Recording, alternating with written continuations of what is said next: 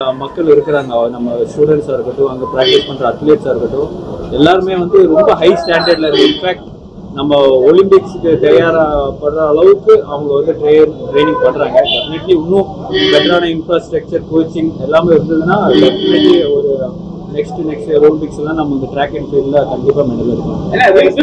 விமர்சனங்கள் வந்து தனிப்பட்ட முறையில் காக்குறாங்க, மக்களே வந்து பேசுறாங்க. ஒரு ஆக்டர் விமர்சனம் வந்து எல்லாமே வந்து வெரி நேச்சுரல். இப்போ வந்து அது பண்ணக்கூடாது, பண்ணணும் அப்படின்னு நம்ம சொல்ல முடியாது. பட் பியாண்ட் விமர்சனம் மூவி கண்டிப்பாக நல்லா இருந்தால் அது ஒரு எஸ்டிஐடி கூட அசோசியேட் பண்ணி சைக்கிளிங் பண்ணியிருந்தோம்.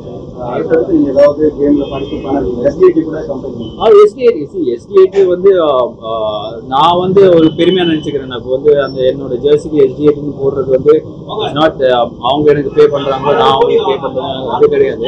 பட் ஸ்போர்ட்ஸ் டெவலப்மெண்ட் தமிழ்நாடு வந்து ரொம்ப ஒரு என்ன சொல்றது, ஒரு லாஸ்ட்டாக வந்து ஒரு தமிழ்நாடுல ஒலிம்பிக்ஸ் மாதிரி ஒன்று நடத்துனாங்க நம்ம சிஎம் ப்ராப்பர்ட்டி. ஸோ அது வந்து இன்ஃபேக்ட் இந்தியாவிலே நம்ம அந்த அளவுக்கு ப்ரொஃபஷனலாக பர்ஃபெக்டாக இந்த ஏஜ் குரூப்பில் பண்ணது வந்து நம்ம எஸ்டிஐடியில் தான். ஸோ அந்த விஷயத்தில் வந்து உண்மையில் ஒரு பெரிய ஒரு என்கரேஜ்மெண்ட் நடந்துச்சு. So very happy and proud அந்த ஒரு எஸ்டிஐடியை அசோசியேட் பண்ணி நம்ம ஒரு ஈவென்ட் பண்ணுறதுல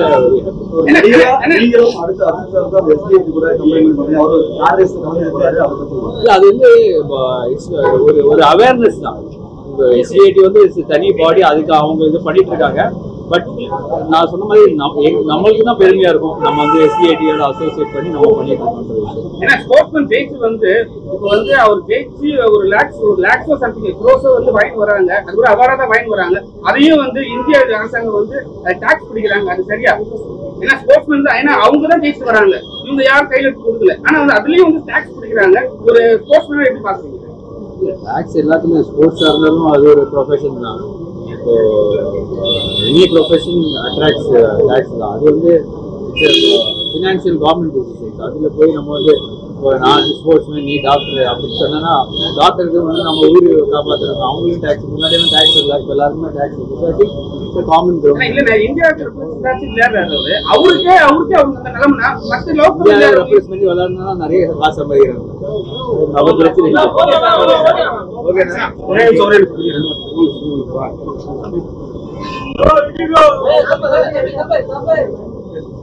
கோல்டு மிர்ச்சி இந்த டீம் எல்லாருக்கும் என்னோட வாழ்த்துக்களை தெரிவிச்சுக்கிறேன். சரவணன் என்னோட வாழ்த்துக்களை தெரிவிச்சுக்கிறேன். நன்றி.